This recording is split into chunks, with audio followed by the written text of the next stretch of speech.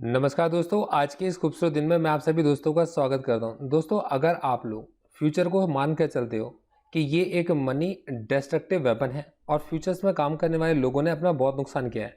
90% लोगों ने अगर अपना नुकसान किया और अगर आप भी उनमें से एक हो तो दोस्तों ये प्रेजेंटेशन आपके लिए बहुत काम की रहेगी और 80% ऑफ द कॉन्सेप्ट मैं आपको अपनी इस प्रेजेंटेशन में क्लियर करा चुका हूँ। दोस्तों 80% ऑफ द डाउट्स मैं आपके दूर कर चुका हूँ और मैं उम्मीद करके चलता हूँ कि आपको देखने का आपका फ्यूचर्स को देखने का नज़रिया ही बदल चुका होगा। दोस्तों मैं इलॉबरेटली अपनी प्रेजेंटेशन को स्टार्ट करके चलूँगा, एक ही चीज़ स्टेप बाय स्टेप मैं आपको समझा कर चलूँगा, मैं आपको अपनी स्ट्रेटजी भी बता कर चलूँगा और मैं आपसे सिर्फ ये उम्मीद करूँगा कि आप जाने से पहले इस वीडियो को लाइक करके जाओगे। दोस्तों मेरा नाम है गौरव, मैं हूं एक सेबी रजिस्टर्ड रिसर्च एनालिस्ट। दोस्तों मैं मेरी जिम्मेदारियों को समझता हूं। दोस्तों मैं मेरी पूरी कोशिश करता हूं कि मैं मेरे क्लाइंट्स के साथ में लेकर आऊं, शेयर कर सकूं ऐसी अपॉर्चुनिटीज़ जिनके अंदर रिस्क लिमिटेड है और डिफाइंड है। तो दोस्तों मैं मेरे क्लाइंट्स को हमेशा लेस रिस्क की अपॉर्चुनिटीज़ ढूंढ कर देता हूं। मैं उनका ध्यान उस तरफ लेकर जाता हूं कि ये अपॉर्चुनिटी हमारे को मार्केट में क्यों लगती है, दोस्तों उस अपॉर्चुनिटी के अंदर रिस्क कितना है।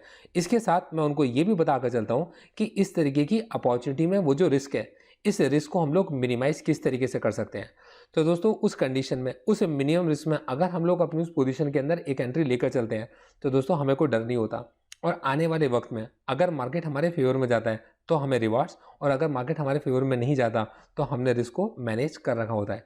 तो दोस्तों उसी में से एक प्रेजेंटेशन मैं आपके साथ शेयर करके चल रहा हूँ। दोस्तों ये है फ्यूचर्स की प्रेजेंटेशन। दोस्तों आने वाले वक्त में धीरे धीरे करके जिस तरीके से लोग मेरे साथ में जुड़ रहे हैं, जिस तरीके के लोगों को मैं समझा कर चल रहा हूँ और जो मेरी क्लाइंटेज बन रही है, तो दोस्तों मैं इसे एक बहुत ही जिम्मेदार तरीके से लेकर चल रहा हूँ और मैं कॉन्टिन्यूस एफर्ट्स अपने डाल कर चल रहा हूँ कि मैं आपको एजुकेट कर सकूँ। दोस्तों फ्यूचर्स क्या होता है? दोस्तों एक किसान ने 6 महीने के बाद एक फसल को तैयार करके लेकर आना है और उसके मन में एक डर है कि उसकी ये फसल बिकेगी भी या नहीं। तो वो साहूकार के साथ एक कॉन्ट्रैक्ट करके जाता है कि आज के रेट पर आप मुझसे 6 महीने के बाद इतनी फसल खरीदोगे, इसका आप मुझे एक कॉन्ट्रैक्ट नोट बनाकर दे दो। तो किसान को एक साहूकार ये आश्वासन देता है कि भैया मैं तुझसे 6 कुंटल या 600 कुंटल तेरा अनाज खरीद लूंगा।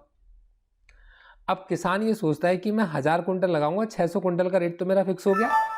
उस समय पर रेट अगर महंगा चल रहा होगा तो मैं बाकी का 400 कुंटल खुद बेचूंगा, अपना महंगे रेट पे बेचूंगा, 600 कुंटल का मेरा बिल्कुल फिक्स है। तो दोस्तों साहूकार ने ये सोचा कि यार आज मार्केट के अंदर इतनी फसल आई हुई है, इतने कम रेट पर मैंने 6 महीने के बाद की चीज को भी खरीद लिया है, तो साहूकार भी खुश है। और जब किसान जाकर उस चीज को लेकर जा रहा है कि 6 महीने की गारंटी लेकर गया हूं कि मेरे 600 कुंटल सामान तो बिकेगा ही बिकेगा, किसान भी खुश है। तो दोस्तों ये जो फ्यूचर का कॉन्ट्रैक्ट था, इसमें किसान भी खुश था और साहूकार भी खुश था। तो ये दोनों के लिए था एक मनी अर्निंग वेपन, या आप ऐसा कह लीजिए कि मनी अर्निंग इंस्ट्रूमेंट। दोस्तों over the period of time ये चीज़ इम्प्रोवाइज होकर जाती है और हमारी इकोनॉमी ग्रो करती है। तो दोस्तों ऑटोमोबाइल्स आती हैं। अब ऑटोमोबाइल को बनाने के लिए ज़रूरत पड़ती है अगर कॉपर की, तो आपको कॉपर भी खरीदना पड़ेगा। अगर आप एक मैन्युफैक्चरर हो, आपको ज़रूरत पड़ेगी एल्यूमिनियम की, तो आपको एल्यूमिनियम भी परचेज करना पड़ेगा। और अगर आप आयरन के को यूज़ करते हो तो आपको आयरन भी खरीदना पड़ेगा। दोस्तों इनके रेट मार्केट्स में अलग अलग वक्त पर अलग अलग है। अब एक मैन्युफैक्चरर इन सारे के सारे सामानों को स्टोर नहीं करना चाहता, क्योंकि उसकी requirement over the period of time 6 महीने या 1 साल की रिक्वायरमेंट है और वो सारी की सारी क्वांटिटी को एक साथ कहीं पर स्टोर कर नहीं रख सकता, अपने पैसे को ब्लॉक नहीं करना चाहता। तब वो क्या करता है, ऐसे कॉन्ट्रैक्ट्स के अंदर एंटर होता है और इन कॉन्ट्रैक्ट्स को वो परचेज कर लेता है जब ये एक सस्ते रेट पर उसके लिए अवेलेबल होते हैं। और over the period of time जब ये कॉन्ट्रैक्ट्स मैच्योर होते चले जाते हैं, वो अपनी डिलीवरी को उठाता चला जाता है। इन केस अगर उस कॉमोडिटी का प्राइस बढ़ जाता है तो उसके इस कॉन्ट्रैक्ट की वैल्यू भी इंक्रीज हो जाती है। तो ऐसी जगह पर हमने देखा कि एक मनी मेकिंग इंस्ट्रूमेंट का काम करा फ्यूचर्स ने, और यहां पर ऑटोमोबाइल मैन्युफैक्चरर भी खुश हो गया। दोस्तों बिजनेस थोड़ा सा और ग्रो करता है और बात निकल कर आती है इंपोर्ट और एक्सपोर्ट पर। अब दोस्तों इंपोर्ट और एक्सपोर्ट क्रॉस बॉर्डर्स के बीच में होता है, तो करेंसी का लेन देन होगा, मतलब करेंसी का कोई एक्सचेंज होगा। अब दोस्तों जब कभी करेंसी का एक्सचेंज होना, और मैं एक बहुत छोटा एग्जांपल लेके चलता हूं कि मान लो मेरा जो एक पार्टनर है जिसके साथ मैं एक्सपोर्ट करके चल रहा हूं वो यूएस के अंदर है, तो मैं यहाँ से सामान तैयार करता हूँ, वो मुझे ऑर्डर देता है और मैं सामान तैयार करके यूएस में भेज देता हूँ। अब एक दिन इत्तेफाक से मैं देखता हूँ कि यार डॉलर की कीमत इस समय 78 रुपये चल रही है। $1000 का मैंने जो उसके साथ में रेट फिक्स किया था, $1000 का सामान मैंने उसको बेचा था। तो मेरे $1000 आने वाले, भगवान आज ही आ जाए। तो वो जो $1000 की मैं उम्मीद कर रहा हूँ कि $1000 आज ही आ जाए, और आज नहीं आ रहे। तो मैं तो ये चाहूँगा ये आज आ जाए। तो उसको आसान करने के लिए मेरे पास में मार्केट में अवेलेबल था एक कॉन्ट्रैक्ट यूएस आईएनआर फ्यूचर का। तो मैंने यूएस आईएनआर फ्यूचर के उस कॉन्ट्रैक्ट को सेल कर दिया।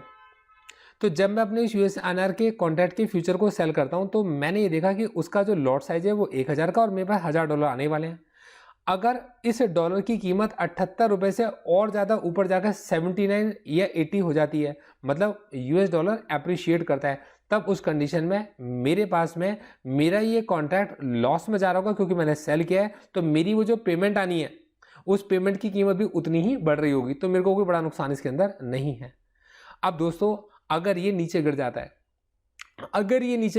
तो जब ये नीचे गिरता है तो, और मेरी पेमेंट मान लो 72 के आसपास आती है, तो मैंने जो बाकी के वो जो 7 हैं, तो बाकी के 7 रुपये या बाकी के जो 6 रुपये आपके पास में, वो उस कॉन्ट्रैक्ट को शॉर्ट करके कमा लिए थे, और बाकी की पेमेंट मेरे पास में आ चुकी है। तो मेरे पास एग्जैक्टली जो पेमेंट आई है वो 78 रुपये के आसपास ही मेरे को अवेलेबल हो गई है।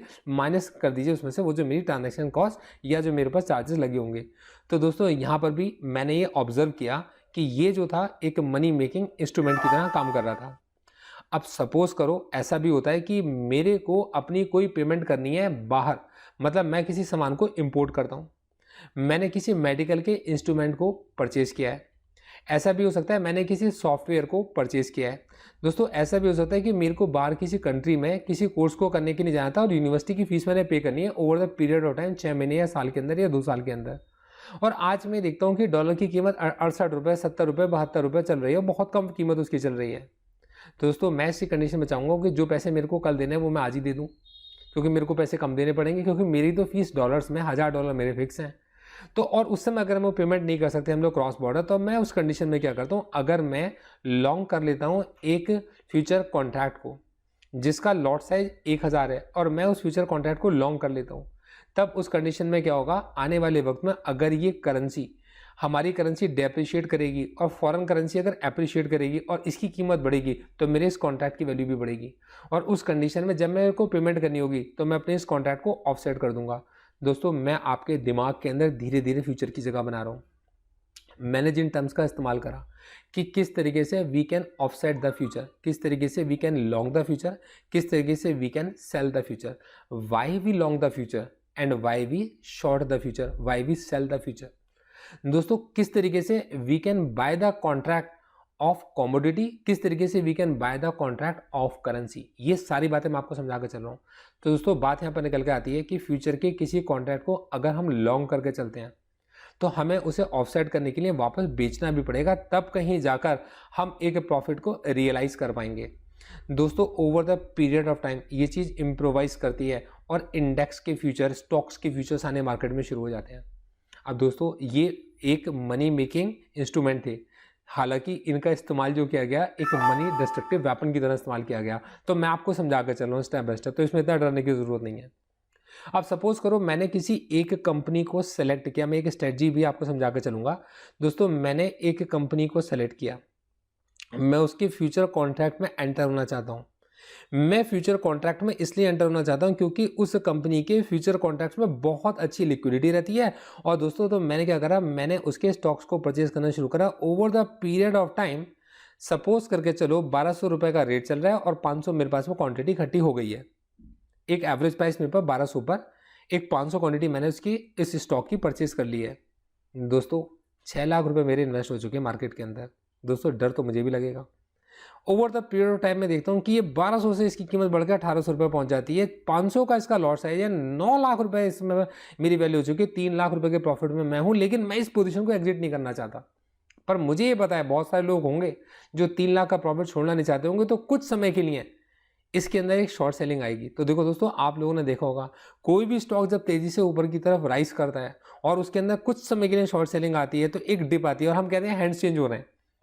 तो जब हम इस्तेमाल करते हैं हैंड चेंज हो रहे हैं, तो उस समय पर कोई इसको खरीदता है और फिर एकदम से वापस ऊपर भागना शुरू कर देता है। दोस्तों अब ऐसी कंडीशन में ये कहाँ पर हैंड चेंज होंगे, कितने हैंड्स में चेंज होंगे, कहाँ तक हैंड चेंज होंगे, कोई नहीं जानता। वो कितना भी नीचे तक आ सकता है, किसी को भी नहीं पता होता।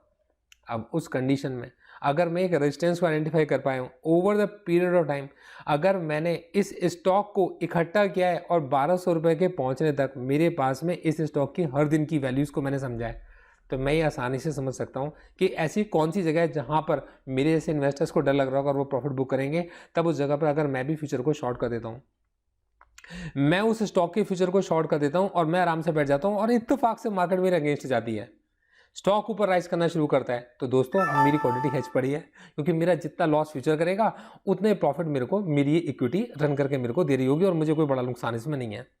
दोस्तों ये फ्यूचर डिस्काउंट पे भी हो सकता है और ये फ्यूचर मेरे प्रीमियम पे भी हो सकता है, पर इनके बीच में अगर 500 रुपये का गैप चला तो 500 रुपये का गैप चलता रहेगा, तो वो उसी गैप में आगे बढ़ती चली जाएगी। अब देखो दोस्तों, कॉन्सेप्ट को समझ के चलना कि मार्केट अगर मेरे अकॉर्डिंग चला और मार्केट में उसी जगह पर एग्जैक्ट प्रॉफिट बुकिंग आ गई जहां मुझे लग रहा था और मार्केट में 200 पॉइंट के नीचे गिरावट आ जाती है, तो 1 लाख रुपए का प्रॉफिट मेरे को हो रहा है, और अगर मैं उस 1 लाख के प्रॉफिट को बुक कर लेता हूं तो मेरी मार्केट में उसकी जो परचेज कॉस्ट है उसमें 1 लाख रुपए कम कर दो, 5 लाख कम हो गए। अब वो 6 लाख की चीज मेरे को 5 लाख की पड़ गई और ये वापस जब उस डायरेक्शन में चलना शुरू कर दी तो 1 लाख के मैं प्रॉफिट में बैठा हूं। मार्केट में वो जो कुछ समय की डिप आई थी, मैंने अपने स्टॉक को नहीं बेचा, मैं स्टॉक के अंदर एज इट इज बैठा हूँ और 1 लाख रुपए का प्रॉफिट मैंने फ्यूचर को बेच के मैंने कमा लिया और 1 लाख रुपए मेरे पास में अर्निंग हो गए, और ये स्टॉक के लिए मेरा कॉन्फिडेंस कितना बढ़ जाएगा। आने वाले वक्त में मैं इसके अंदर और ज़्यादा इंटरेस्टेड तरीके से इसमें काम करने लगूंगा। तो मैंने आपको यहाँ पर समझाया कि स्टॉक की फ्यूचर्स को लोग कब सेल करते हैं और क्यों सेल करते हैं। इन द सेम वे हर डाउन टिक पर बायर हमेशा लॉन्ग करता है और हर अपटिक पर सेलर हमेशा सेल करता है। ये सीधा सा थंब रूल है, इसे आप अपने दिमाग में रख लीजिए। ये कॉन्सेप्ट आपको समझ में आ गया होगा। तो जब भी कभी आप देखते हो कि बिड और आस्क प्राइस, तो आपको दिखता होगा कि आस्क प्राइस जो होता है वो थोड़ा सा ऊपर लग रहा होता है और जो बिड प्राइस है वो थोड़ा सा नीचे लगा हुआ होता है। तो अपटिक और डाउन टिक आपको समझ में आ गए होंगे। दोस्तों अगली चीज़ मैं लेकर आता हूँ कि फ्यूचर में काम करने के लिए कितने लेवरेज की रिक्वायरमेंट पड़ती है। तो देखो दोस्तों, फ्यूचर के अंदर कोई भी कॉन्ट्रैक्ट आपका जब मैच्योर होगा तब वो सेटल होता है, या जब कभी भी आप उसको ऑफसेट करते हो तब आप किसी प्रॉफिट को बुक करते हो या किसी लॉस को आप बुक करके चलते हो। तो दोस्तों ऐसी कंडीशन में एक 5% से 10% का अमाउंट उस फ्यूचर की कॉस्ट का केवल हमें इनिशियल अमाउंट पे करना पड़ता है। जो भी आपके पास में एक्सचेंज लेके चलते हैं, गुड फेथ में आपके पैसे को ब्लॉक कर लिया जाता है बस, जिसको हम लोग मार्जिन मनी के नाम से जानते हैं। तो दोस्तों बहुत कम पैसा देकर फ्यूचर्स के अंदर एंटर किया जा सकता है, बट दोस्तों फिर वही चीज़ है कि कंस्ट्रक्टिव है, सब चीज़ें बनाई गई अच्छे काम के लिए। और दोस्तों मनी डिस्ट्रक्टिव वेपन बन गया कैसे, क्योंकि वो जो लेवरेज है ये दो धार की तलवार है। तो दोस्तों उस कंडीशन में क्या होता है, लोग लेवरेज का ज़्यादा इस्तेमाल करने लगते हैं। लोगों ने शॉर्ट किया और दोस्तों स्टॉप लॉस नहीं लिया। अगर शॉर्ट किया और मार्केट ऊपर राइज करना शुरू हो गया तो क्या होगा, गुड फेथ में एक्सचेंज ने आपके एक अमाउंट को ब्लॉक किया है और एमटीएम के अंदर लॉस दिखाई देना शुरू हो गया है। तो जब एमटीएम के अंदर लॉस है तो आपके अंदर एमटीएम के अंदर वो जो लॉस है वो लॉस माइनस हो जाएगा जो गुड फेथ में आपने वो जो अमाउंट रखा था उसमें से, और आपको अपना वो मार्जिन मनी मेंटेन कर रखना पड़ेगा। क्यों? क्योंकि भैया लॉस वापस देने के लिए कोई पूरा आता नहीं, तो आपको लॉस अपना मेंटेन करना पड़ेगा, वरना जैसे आपकी इस मार्जिन मनी में शॉर्ट होना शुरू होगा आपको मार्जिन शॉर्ट की पेनल्टी भी लगेगी और आपकी पोजीशन स्क्वायर ऑफ हो जाएगी और आप वहाँ से बाहर निकल जाओगे, आपका ब्रोकर आपको पोजीशन से आउट कर देगा। तो दोस्तों कुछ ही समय के लिए मार्केट आपके अगेंस्ट किया और वापस अगर आपके फेवर में चला भी गया, तब क्या होगा कि आपने एक्सेस लेवरेज का इस्तेमाल किया था, आपके अकाउंट में इतने पैसे नहीं थे। क्या होता है कि आप अपनी अच्छी पोजीशन से आप बाहर निकाल दिए जाओगे। तो दोस्तों यहाँ पर एक नुकसान भी इस जगह पर हो जाता है। तो ये कॉन्सेप्ट भी आपकी समझ में आ रहा होगा। दोस्तों अगली चीज़ निकल कर आती है कि जो फ्यूचर्स के जितने भी ये कॉन्ट्रैक्ट्स होते हैं, तो दोस्तों ये फ्यूचर के कॉन्ट्रैक्ट्स आने वाले वक्त में आपको, अगर आपने बाय करा है तो आपको ये सेल करने पड़ेंगे, और अगर आपने इनको सेल किया है तो आपको इनको बाय करना पड़ेगा, तब जाकर ये ऑफसेट हो पाएंगे। दोस्तों क्या इसके अंदर इतना इजी है खरीदना? हाँ, हम इनको बहुत इजीली परचेज कर सकते हैं। ब्रोकर हमें सुविधा प्रोवाइड करता है, हमें अलग से एक किसी के साथ कॉन्टैक्ट करने के लिए नहीं जाना। ये कॉन्टैक्ट हमेशा एक्सचेंज के ऊपर अवेलेबल होते हैं और ट्रेडिंग आवर्स में, मतलब मार्केट आवर्स में ब्रोकर की हेल्प से हम इसको as it is purchase buy या सेल कर सकते हैं। दोस्तों अगली चीज़ निकल कर आती है कि अगर हमें प्रॉफिट हुआ तो कहीं हमारा प्रॉफिट डूब तो नहीं जाएगा, ये प्रॉफिट हमें मिलेगा भी या नहीं मिलेगा। तो दोस्तों एक बात सिंपल सी है कि आपका प्रॉफिट किसी का नुकसान है, तो जिसका नुकसान हुआ आप उसके पास पैसा मांगने वापस जाओगे तो हो सकता है आपको पैसा ना दे, बट एक्सचेंज के साथ ऐसा नहीं है।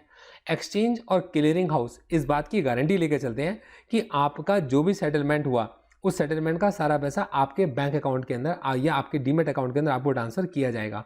तो दोस्तों, फ्यूचर्स एक मनी कंस्ट्रक्टिव वेपन है, पैसा कमाने का एक तरीका बन सकता है। और दोस्तों, मनी डिस्ट्रक्टिव वेपन भी है, तो हम इसे इंस्ट्रूमेंट की तरह भी यूज़ कर सकते हैं और वेपन की तरह भी इस्तेमाल कर सकते हैं। दोस्तों, मेरी प्रेजेंटेशन अगर आपको पसंद आई हो और अगर आप मेरे साथ जुड़ना चाहते हो तो आप मेरी वेबसाइट गौरवसर.in को विजिट कर सकते हो। देखो दोस्तों, मैं मेरी मेंटरशिप की फीस को बहुत छोटे लेवल से मैंने स्टार्ट किया है। मैं बहुत सारे लोगों की बहुत सारी मदद करना चाहता हूँ। पर दोस्तों, आप एक बात समझ के चलो, एक दिन में अगर आप 1,000 रुपये का स्टॉप लॉस ले लेते हो, मतलब एक दिन में निफ्टी को 20 पॉइंट मूव करना कोई बड़ी बात नहीं है। निफ्टी में आपके एक ऑप्शन में 20 पॉइंट का मूवमेंट एक बड़ी बात नहीं है। तब उस कंडीशन में अगर आप एक दिन में 1,000 रुपये का स्टॉप लॉस ले लेते हो तो 20,000 रुपये का रिस्क भी अगर आप उठा कर चलते हो, तो मैं जिस तरीके की स्ट्रेटजीज बना कर चलता हूँ वो अगर आपके रिस्क को मिनिमाइज कर देती हैं तो मेरी फीस बहुत कम बनती है और बहुत कुछ आपको सीखने को मिलता है। दोस्तों, मैं मेरी फ़ीस को बहुत छोटे अमाउंट से मैंने स्टार्ट किया है और हर साल मैं हर महीने इस फीस के अंदर हज़ार रुपये और हर साल इस फीस को डबल करता चला जाऊँगा। मतलब वो लास्ट में जो भी फीस बनेगी उसको एडजस्टमेंट डबल नेक्स्ट ईयर कर दूँगा। दोस्तों, बहुत कम लोगों के साथ मैं इसको स्टार्ट कर रहा हूँ, पर बहुत मन से स्टार्ट करता हूँ और मैं बहुत जिम्मेदारियाँ लेकर चलता हूँ साथ में। बस मैं आपके लॉस की जिम्मेदारी नहीं उठा सकता, सिखाने की जिम्मेदारी जरूर लेकर चलता हूँ कि जो चीज़ मैं आपको समझा कर चलूँगा आप उससे सेटिस्फाइड ज़रूर होगे। इस वीडियो को देखने के लिए, इस वीडियो को लाइक करने के लिए और दोस्तों के साथ शेयर करने के लिए आपका बहुत बहुत शुक्रिया। कैसी लगी आपको ये वीडियो, ये कमेंट बॉक्स में मेरे को ज़रूर बता कर जाइएगा। Thank you so much, all the best. दोस्तों, इस प्रेजेंटेशन के मेरे कुछ डिस्क्लेमर्स हैं, मैं चाहूँगा कि एक बार आप इन्हें पढ़ लीजिए। दोस्तों, किसी तरीके के किसी स्टॉक, किसी इंडेक्स, किसी ऑप्शन, किसी इंडाइसेस या फ्यूचर्स के किसी कॉन्ट्रैक्ट को खरीदने या बेचने की मेरी आपको कोई इस वीडियो के बिहाफ पर रिकमेंडेशन नहीं है। और मैं चाहूँगा कि आप मार्केट में जिस तरीके का भी निवेश करके चलें तो आप अपने इन्वेस्टमेंट एडवाइज़र से परामर्श करने के बाद ही मार्केट में निवेश करने के लिए जाएँ।